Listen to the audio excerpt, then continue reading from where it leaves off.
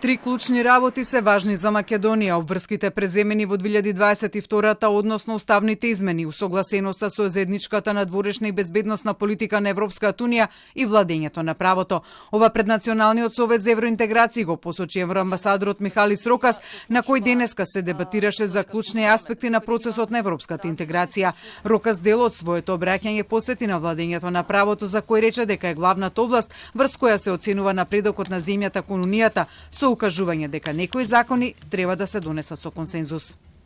It's very important that the parties they show a constructive approach in a good democratic atmosphere with mutual respect and hard work and understanding in order to get to this consensus for key laws that are important for the country's integration. And I'm saying that because I know, and now I'm almost 2 years here, I can see that there is ample space to argue and debate and have confrontation about many aspects of the daily life of citizens. But in these key laws, it would be important, also with our support, to reach consensus.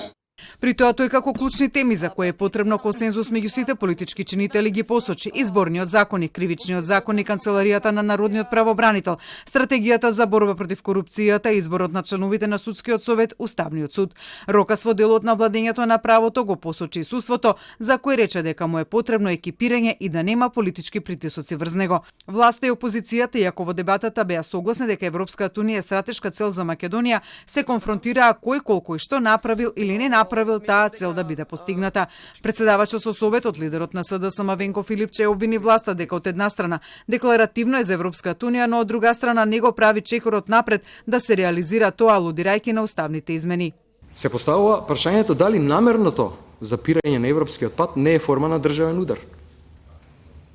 Кога се знае што треба да се направи, кога ниту едно поглавие не е отворено, а 4 земји кандидати за Европска унија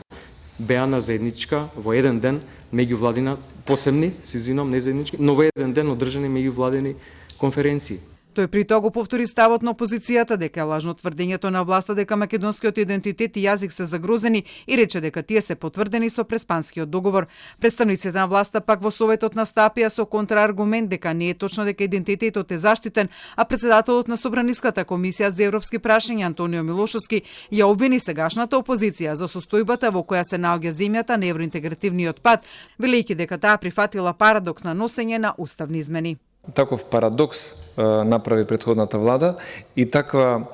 нелагодност во процесот на евроинтеграција, за сега да го имаме ова ниво на евроинтеграција влезени во една незгодна ситуација, каде што источниот сосед бара да им се испорача тоа што група на луѓе заради задржување на власта го превзеле како обврска. Министерот за европски прашања Беким Сали пак своето внимание го посвети на реформската агенда и упати апел до сите пратеници за конструктивен пристап кон неа, порачувајќи им дека политичките разлики се легитимни, но оти не смеат да ги блокираат реформите и да доведат до губење на европски средства поради тоа.